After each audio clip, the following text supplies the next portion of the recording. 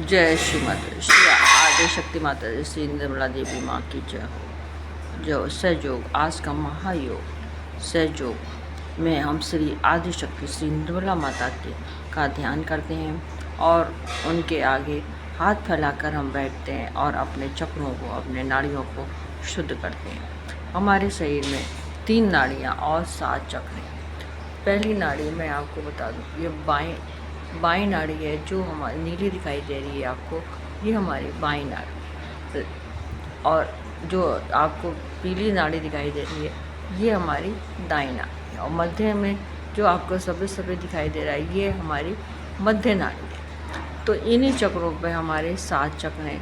सबसे पहले मूलाधार चक्र, दूसरा स्वादिष्ठान चक्र, तीसरा नाभि चक्र, चौथा अनाहत वाला हृदय चक्र और 5वां विशुद्धि चक्र। गले के बीच का जो स्थान है ये हमारा विशुद्धि चक्र है। और आज्ञा चक्र जो माथे है, माथे में आज्ञा चक्र है।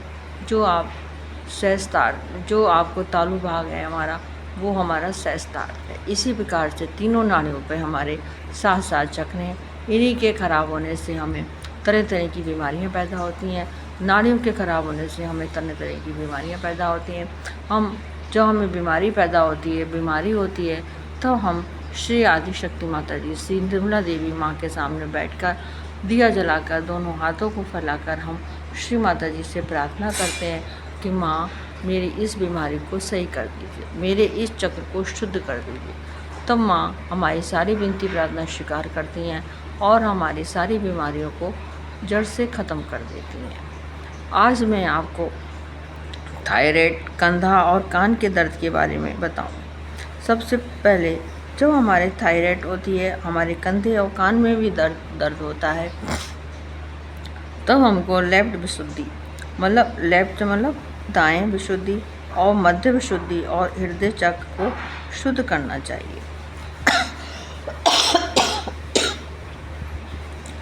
सिर दर्द या ब्रेन से संबंधित बीमारी हो, आज्ञा चक्र और बैक आज्ञा चक्र को शुद्ध करना चाहिए। आज्ञा चक्र मैंने आपको बताया कि ये जो हमारा माथा है ये हमारा आज्ञा चक्र है। इसके पीछे का जो स्थान है ये हमारा बैक आज्ञा है, इसको भी हम शुद्ध करेंगे। तो जब हमको हमारे सिर में दर्द हो तो आज्ञा चक्र और बैक आज्ञा चक्र को शुद्ध करेंगे। हम अपना बायां हाथ श्री माता जी के सामने करेंगे और दायां हाथ हम अपने माथे पर रखेंगे और सिर को नीचे झुकाएंगे।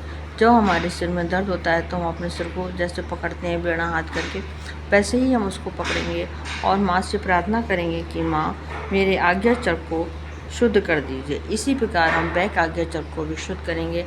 बाएं हाथ माँ के सामने और सीधा हाथ जो है हम अपने पीछे सिर पे रखेंगे और माँ से प्रार्थना करेंगे माँ मेरे बैक आज्ञा चक्र को शुद्ध कर दीजिए। इसी प्रकार हम रोज़ सुबह शाम माँ से प्रार्थना करेंगे, हमारी समस्याएं दूर हो जाएंगी, हमारी बीमारी दूर हो जाएगी।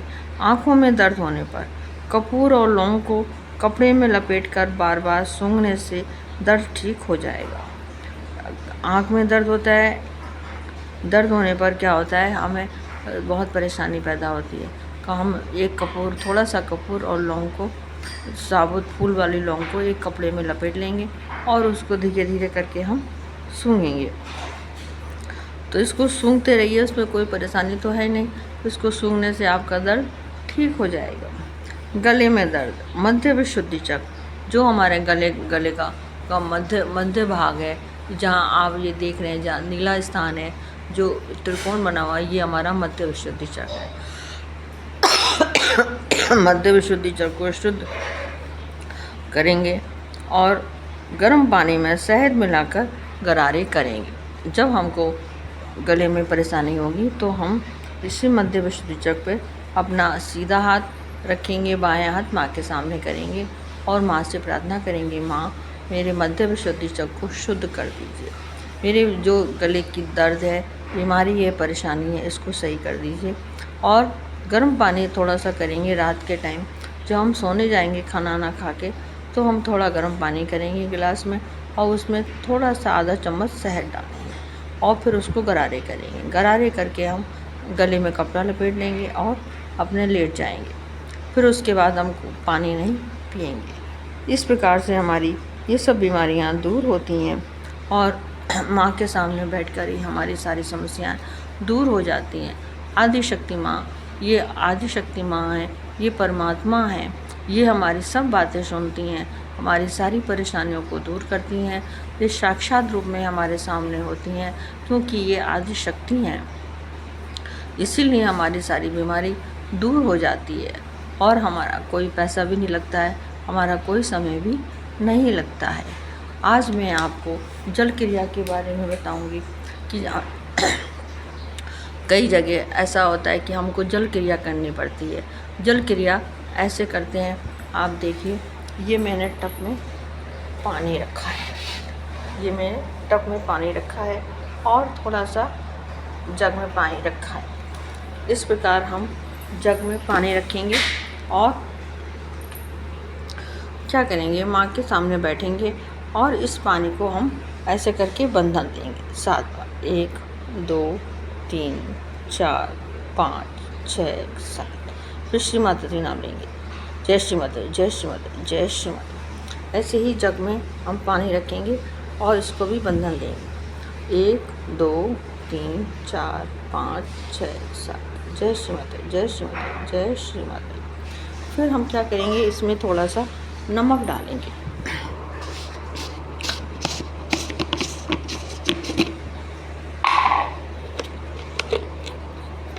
ज़्यादा नमक नहीं डालना है, हमको केवल 2 चम्मच नमक डालना है, बस इतना नमक काफ़ी है।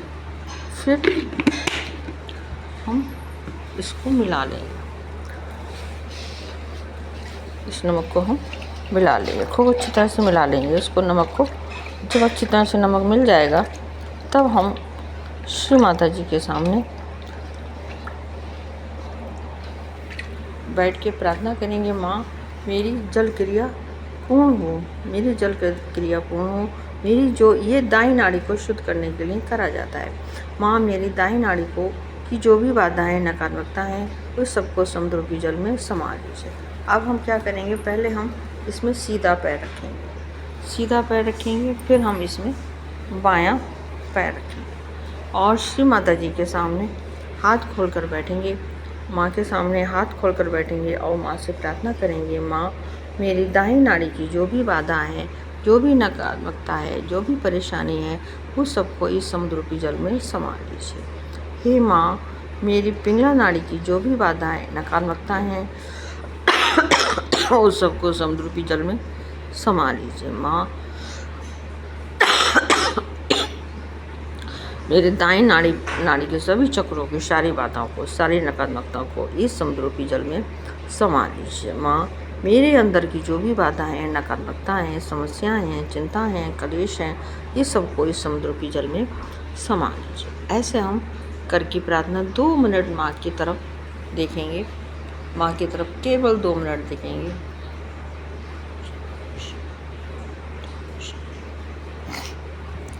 नमस्ते।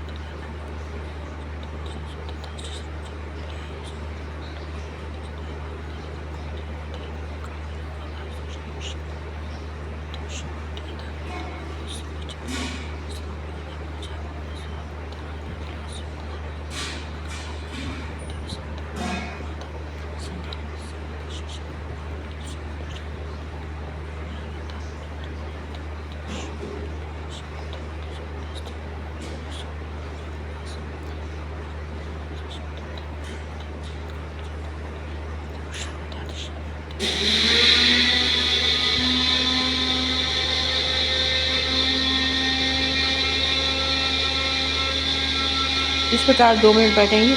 फिर हमने जो ये जग में पानी रखा है, उस सब पैर को हम थोड़ा सा ऊपर उठाएंगे और ये पानी हम इसमें पैर में अपने डालेंगे, ठीक है। इसी प्रकार हम बायां पैर भी उठाएंगे और इस पानी को पैर में डालेंगे। ये सारा पानी हम अपने पैर में डाल लेंगे। इसके बाद फिर हमने जो है अपने पास एक तौलिया या कपड़ा रखा हुआ है, इससे हम अपने इसको पोंछ लेंगे, इससे हम अपने पैरों को पोंछ लेंगे, जिससे हमारे पैर गीले ना हों। फिर माँ को नमस्कार करेंगे, फिर हम माँ को नमस्कार करेंगे। इस पानी को हम नाली में डाल देंगे या फ्लैश में डाल देंगे, ऐसी जगह डाल देंगे जहाँ पर इसका कोई उपयोग ना हो। इस प्रकार हमारी जल क्रिया होती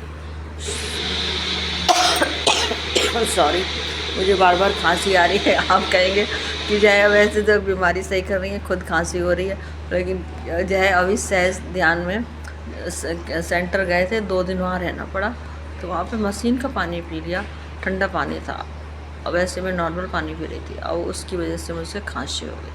मैं अपना विशुद्धि चक्र शुद्ध कर रही हूँ, सही हो जाएगा। जय श्री माता दी, श्री आदिशक्ति माता, श्री निर्मला देवी माँ की जय हो।